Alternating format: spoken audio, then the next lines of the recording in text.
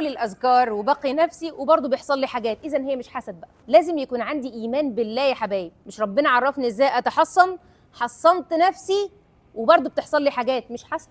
في اشياء كثيره جدا ممكن تجيب لي مشاكل. الحسد غير مرئي، وغير مرئي اللي عمله. مش همشي القي على الناس اتهامات بسبب انها حسدتني. جبت اليقين ده منين؟ قطيعه رحم، مشاكل بين الاصحاب، ناس ما بتحبش بعضها، ناس تبعد عن جيرانها، تحسدني. ايش عرفك؟ اصلها بتبص لي بصه وحشه. حصني نفسك وتعاملي. سيدنا يعقوب لما خاف على اولاده، ما شاء الله 11 ولد ورايحين مصر كلهم وابناء نبي، فخايف عليهم، منعهم وقعدهم جنبه. اخذ بالاسباب. يا بني لا تدخلوا من باب واحد وادخلوا من ابواب متفرقه، لكن ما قعدهمش جنبه. خايفه على ابنك من الحسد، هتقعديه جنبك؟ حصنيه يا حبيبي وارقيه، وحصني نفسك وحصني بيتك، وسيبيه يلعب وتوكلي على الله. عشان كده سيدنا يعقوب قال